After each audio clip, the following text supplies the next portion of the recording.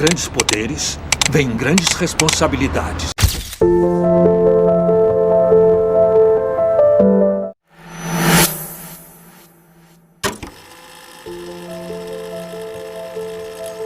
Com grandes poderes vem grandes responsabilidades. Essa frase ficou famosa com o Homem-Aranha.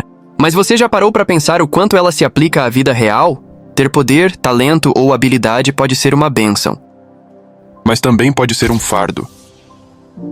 É exatamente isso que Peter Parker aprendeu. E hoje, eu quero te mostrar como a história dele se parece com a de pessoas que foram escolhidas por Deus. No início, Peter era só um adolescente comum, tímido, nerd, apaixonado pela Mary Jane e, claro, alvo de zoação na escola. Mas tudo mudou depois da picada da aranha. Ele começou a escalar paredes, lançar teias, ter força sobre-humana. E no começo usou tudo isso para se divertir. Chegou a dar uma lição no valentão da escola e até participou de uma luta clandestina para ganhar dinheiro com seus poderes. Mas antes disso, o tio Ben já tinha dado um aviso importante. Com grandes poderes vem grandes responsabilidades. Peter não entendeu de primeira. Só foi perceber o peso disso quando tomou uma das piores decisões da sua vida. Depois da luta, ele foi cobrar o prêmio prometido, 500 pratas. Mas o dono do lugar deu só 100 e ainda disse: "Isso não é problema meu."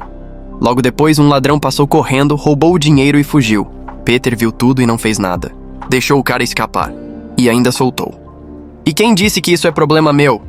O que ele não sabia é que aquele mesmo ladrão mataria seu tio minutos depois. A dor e a culpa fizeram Peter acordar. Ali começou a transformação de um jovem comum para o herói de Nova York. E isso nos ensina uma lição profunda. O ego nos impede de agir. Ele nos faz olhar só pra gente, ignorar o que pode acontecer com os outros. A verdade é que o ego nem precisa te fazer algo errado. Basta te convencer a não fazer o certo. Na Bíblia, a gente vê exemplos claros disso. Noé podia ter dito: "Construir essa arca não é problema meu", mas ele obedeceu e salvou sua família. José podia ter pensado: "Interpretar o sonho do faraó? Eu já tô preso mesmo." Mas ele agiu, e Deus o tirou da prisão e o colocou como governador do Egito. Na parábola do bom samaritano, 2 religiosos passaram por um homem quase morto. Ignoraram, pensaram: "Isso não é problema meu." Mas um samaritano, alguém improvável, parou e ajudou. Ele entendeu a sua responsabilidade. E nós? Quantas vezes vemos alguém se afastando da fé, sofrendo, precisando de apoio, e a gente simplesmente finge que não viu? O ego se aproveita dessas brechas. Mas quando a gente entende que foi chamado para ser luz, tudo muda. Depois da morte do tio Ben, Peter muda totalmente. Ele para de usar seus dons para si mesmo e começa a ajudar os outros, sem esperar nada em troca. Ele entendeu que, se recebeu algo especial, precisa usar isso para o bem. E isso também está na Bíblia. A quem muito é dado, muito será cobrado. Quando Deus escolhe alguém, ele leva a sério. Não pense que vai ser fácil. Isaías foi cortado ao meio. João Batista foi decapitado. Vários servos de Deus tiveram vidas difíceis. Por que com a gente seria diferente? Jesus disse: "No mundo vocês terão aflições, mas tenham coragem, eu venci o mundo." Peter enfrentava perdas, lutas internas, inimigos perigosos. Mesmo com tudo isso, ele seguia em frente, lutando pelo bem, confiando que valia a pena. E você? Você acredita que Deus te escolheu para algo? Será que você tem usado os dons que Ele te deu? Talvez Deus tenha te dado inteligência, ou influência, talvez um talento especial. Mas o que você tem feito com isso? Jesus contou a parábola dos talentos. Um senhor entregou moedas valiosas para 3 servos antes de viajar. 2 multiplicaram o que receberam. Um teve medo e escondeu o talento na terra. Quando o senhor voltou, elogiou os 2 primeiros e chamou o terceiro de preguiçoso, porque ele não fez nada com o que recebeu. A moral? Deus nos dá dons, oportunidades e espera que a gente use isso para o bem. A forma como você usa o que recebeu define o seu destino. Se você esconde sua fé, evita espalhar o evangelho, ou usa seu talento só para se promover, você está enterrando o dom que Deus te deu. Assim como Peter aprendeu a responsabilidade dos seus poderes, a gente precisa entender o peso e a missão dos dons que Deus colocou nas nossas mãos. Jesus ensinou em Marcos capítulo 10.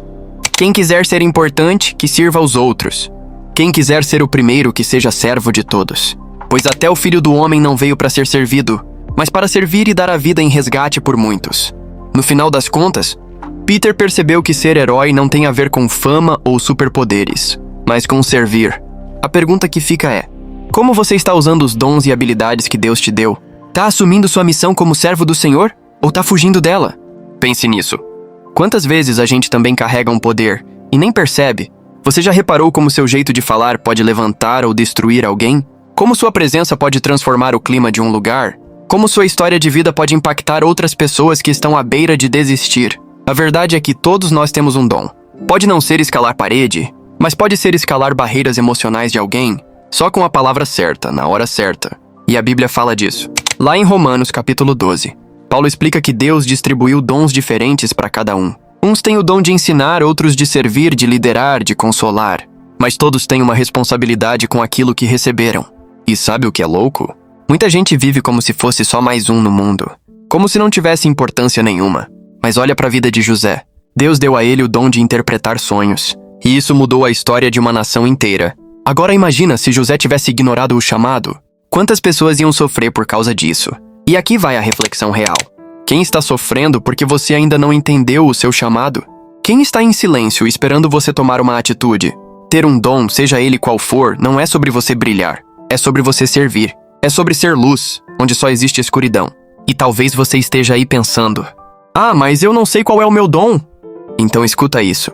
Às vezes, o que parece pequeno demais para ser um dom é exatamente o que Deus quer usar para fazer algo gigante. Às vezes seu dom está em ouvir, em abraçar, em ser aquele amigo que não desiste, em falar de Jesus com uma linguagem que as pessoas entendem. Não te deram um microfone? Tudo bem. Sua vida pode ser a mensagem que alguém está precisando ver. Mas lembre disso. Quanto maior o dom, maior a responsabilidade. Pedro aprendeu isso na dor. E muitos de nós só acordamos depois de ver as consequências da nossa omissão. Então, antes de dormir hoje, pensa: o que Deus colocou nas suas mãos? Você está usando isso para ser bênção? Ou está escondendo com medo do peso que vem junto? Porque o medo de assumir um dom pode estar atrasando o propósito que Deus tem na sua vida. E você não foi criado para viver escondido. Você foi criado para refletir a glória de Deus. A luz que você carrega não é sua, mas é sua missão, não deixá-la se apagar. Então levanta, assuma quem você é. Seja o escolhido que age e não o dom que se esconde. Comenta aqui embaixo. Qual dom você sente que Deus colocou na sua vida, mesmo que ainda em construção? E comente qual deve ser a próxima reflexão bíblica. Vou ler todos os comentários. Vamos crescer juntos. Se esse vídeo falou com você, curta, compartilha e se inscreve aqui no Manual Cristão. Porque aqui a gente conecta a palavra com a vida real, sem religiosidade. Só verdade. Então é isso, meus irmãos. Que Deus abençoe a vida de vocês. E fui!